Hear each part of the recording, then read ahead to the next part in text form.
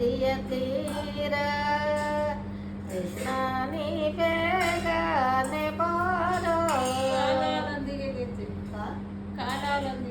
ಕಾಲಾಲಂದಿಗೆ ಗೆಜ್ಜೆ ನಿಲದ ಬಾಹುಲಿ ಶ್ಯಾಮವರ್ಣದ ನಾಟ್ಯ ಒಡುತ್ತ ಬಾರೋ ಕೃಷ್ಣ ನೀ ಬೇಗನೆ ಬಾರೋ ಮುಖವನ್ನು ತೋರೋ ಕೃಷ್ಣ. ಇನ್ನೂ ಚೆನ್ನಾಗಿ ಹೇಳ್ತಿದ್ದೆ ಕಣೆ ತಾಯಿ. ಇನ್ನೊಂದು